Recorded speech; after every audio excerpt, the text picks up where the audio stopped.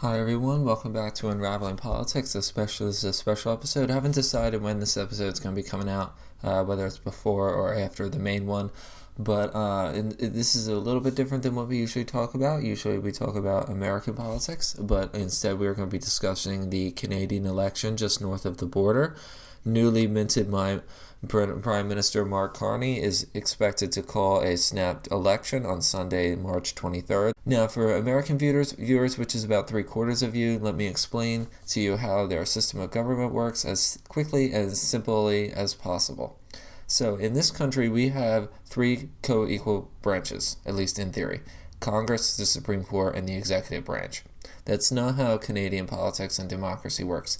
They use the Westminster system, which is very similar to the UK system. That's where it came from. There's a few small differences, but it's basically the same. In the Canadian Parliament, there are two houses, the House and the Senate, just like here. The Senate is nothing like our Senate. It's completely unelected. We're not going to be discussing them because they're not elected, and to be fair, I don't really know much about them. I think they're just a rubber stamp.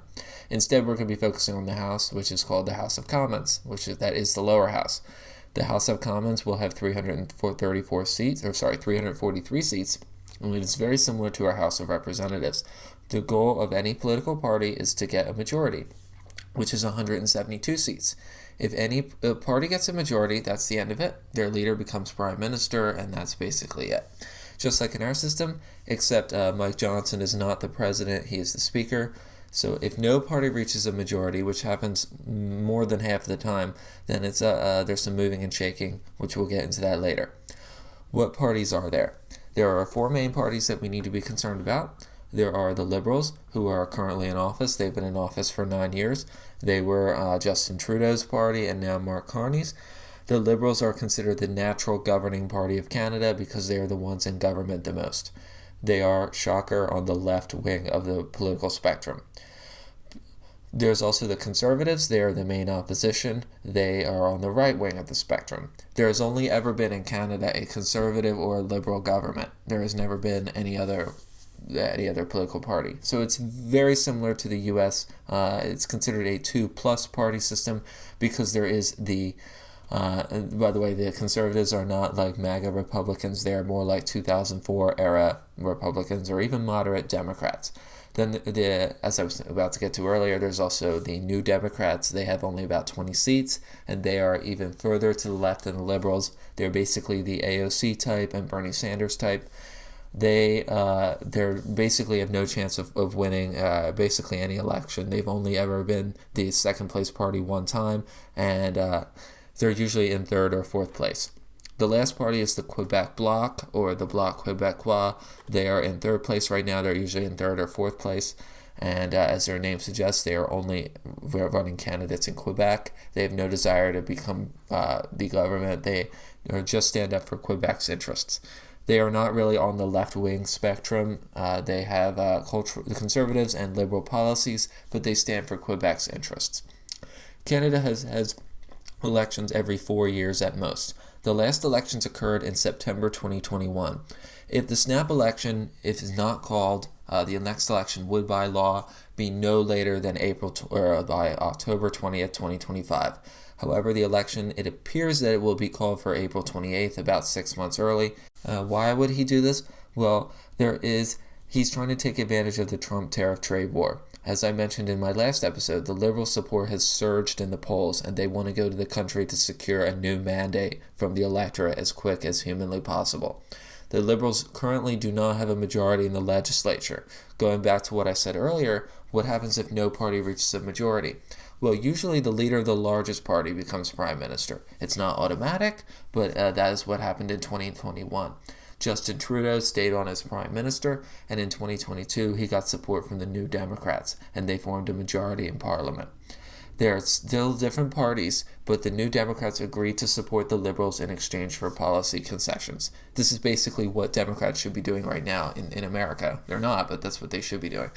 We aren't going to get into what these concessions are because I don't think you would really care, and I don't really care either. But pretty average things like the left-wing policies. This was critical because this allowed Trudeau to stay in office for an additional 2.5 years. The Conservatives had lost a third election in a row, and they needed a new leader. Meanwhile, the New Democrats, they supported Liberals up until September of 2021, when their leader, Jagmeet Singh, he tore up, that was his words, the Supply and Confidence Agreement. Supply and confidence. Supply basically just means they will supply their votes, and confidence means they will vote with the Liberals in confidence motions. However, he tore up the agreement, but because he has basically no political strategy, he continued to support the Liberals in confidence motions. So he blew up the agreement, and then he was getting no more benefits, but he still had to pay the costs, which was insane. It showed he had no political strategy, and the reason he did that was because his party was down and out in the polls. If they had triggered an election, they would not have done very well. They would have maybe done even worse, and they're already not doing very well. What is a confidence motion, you might ask? Well, a confidence motion basically just tests the government to see if it has the support of the House. It's basically a yes or no vote. If the House does have confidence in the government, then nothing happens. If it doesn't, then there's only two paths forward. The Prime Minister must call an election, or a new government must be formed. Since no other government could be formed with current members, an election would definitely have been called. For months and months and months, Jagmeet did nothing, and the Conservatives put in motion after motion after motion to try to bring down the government, and their goal was to make Jagmeet Singh look as ridiculous as humanly possible. They even formed a confidence motion that had Jagmeet's own words, like, this Prime Minister needs to go, this government is tired and old, we need a new choice. They put all his own words in there, and Jagmeet still voted against it. And that was because his party would have lost in the election. Then the Conservatives and the Bloc, they voted no confidence, and the Liberals and the NDP voted in confidence. And the big thing of the last 3.5 years that has benefited Trudeau was that his party was not far off from a majority. They only needed support from either the Quebeco Bloc or the New Democrats. So the Conservatives, in order to win any votes, would need support from both of them, and they're both very different parties. So the Liberals were in a very strong position, and which is why this minority government has lasted almost its full term. And in Canada, it has been almost 60 years since a minority government has lasted its full term in office. And then in December, Jagmeet suddenly, and I remember following this, Jagmeet Singh suddenly did an about-face and said in January or February he would vote no confidence, and he would bring the Liberal government down. So then me and people who are following this were like, okay, so this government is going to come to an end. And we were wondering what's going to happen next. And that's when Trudeau's party continued to plummet in the polls. And I talked about this a little bit on my previous show. Their finance minister quit. It was basically a death by 1,000 cuts. And eventually Trudeau had to resign. And that's what he did. He resigned on January the 6th. He had two choices. He was 25 points behind in the polls. He could have resigned, or he could have called an election. I figured because he's a selfish brat that he would have called an election because he would rather go down fighting. But instead, he actually resigned. We got Mark Carney, and then that's where we are today. The Liberals have a narrow lead in the polls, or they're still slightly behind the Conservatives, who are known as the Tories. So we can't really convert votes into seats. That's not really possible. We can guess, and there's different poll models that try their best, but this isn't like a science. This is the best you can use the statistics, and if any of you have a statistics background, I don't. But even I know that you can't just convert votes into seats.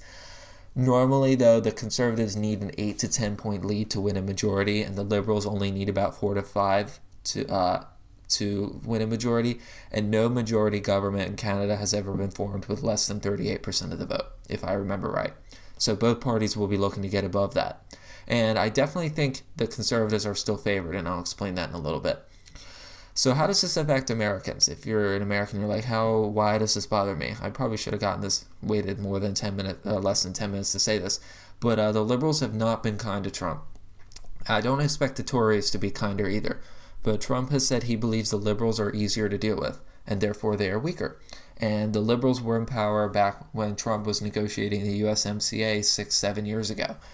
As I will explain later, I believe a conservative government is almost certain. Therefore, U.S.-Canada relations should be weaker for us Americans in the coming future, in the coming days, or in the coming months. If the Tories win a majority, then that's not going to be good for us Americans. But if they win a minority, then I think that Trump could still have the upper hand here. Why are minority governments so bad? Well, they are weak and unstable. Mike Johnson here in America has a majority, but only on paper, because the rebels in his party have been constantly threatening to bring him down. He's basically running a minority government and has been for the last 2 years, which explains why Congress is so divided on everything. If the Tories only get a minority, they will be unable to effectively push their legislation, because every single vote that they need, they will need to go to other parties and ask for their support. They'll have to dilute their legislation. They'll have to work on, they'll have to get policy concessions. And there is no, unlike the Liberals and NDP, there is no natural ally that they could go with. The NDP will not work with them. The Bloc, it might work with them on a few issues, but and the Liberals are definitely not going to work with them. So they don't really have, there really is no other party. There's the Green Party, but they have 2 seats, and they're definitely not going to work with the Conservatives. And they will be constantly vulnerable to the opposition ganging up on them and bringing them down. And I would suggest that, considering, because I follow this and I've been listening to the language of the Liberals, the NDP, and the Bloc, and there is a not insignificant possibility that because if they've been treating the Conservatives leader, Pierre Poilievre, as Hitler's second coming, that they would do anything to keep him out of power, which makes me think that they might form an alliance after the election to keep Pierre out of power. So, for example, say that Pierre gets 160 seats. It will be by far and away the largest party, but it will not be a majority. So they could take, and let's say the Liberals, I can try to do the quick math here. I did not do this in advance. I'm sorry. So if there's 343 seats, 172 is needed for a majority. Say the Liberals get 160. There will be 183 seats available. Sorry, the Conservatives get 160. There will be 183 seats left. And let's say the Greens get 2. They always get 2. And then the Bloc gets like 35. And the NDP gets 15. And so say the Liberals get 131. And the NDP, that would be 131 for the Liberals, 15 for the NDP, and 35 for the Bloc. That would be 181 seats. That would be enough to form a majority. They could try to gang up on him. And I'm not, this gets very technical, but I will say that would be very, very bad for them and bad for Canadians, or bad for, good for us Americans. So anyway, that would create other problems. I don't want to get into that too much. Basically, there are some basics here with complexity. That is the basics. My prediction for this election, the Liberals have been in office for almost 10 years now. It's clear they're a spent force. I'd be stunned if they come back and won another majority government like they have now. If they even win, a minority government like they have now. A majority, no way. That's not going to happen. That would never happen. Even though there are certain polling sites that say they're going to win a majority, they're not. Not going to happen. My guess right now is I'd say 65% chance for a conservative minority and a 30% for a conservative majority. There are about 5% chance for a liberal government. So that's my prediction, of course. I'll update you as the days and weeks go by. This is expected to be a relatively short campaign. Their campaigns are much shorter than ours. In America, our campaigns can last 18 to 24 months, while in parliamentary systems, they don't have fixed terms. The date of the election is subject to immense political interference, and they can be as short as 5 to 6 weeks. And that can really stun the opposition. That can make... You call a snap election, and the opposition's like, wait, we weren't ready for this. And then they have to throw it all together. And usually I find, though, that calling snap elections like this when you're ahead in the polls, at least in these kind of systems, they usually does not work. So I would be shocked if this works, as I've said. Once the final results come out in a little bit over a month, so if the election's on April 28th, I'll have to do an episode sometime in late April, early May, and we can go over the results and explain what that means for us and what it means for Canadians. It's too early to say for now.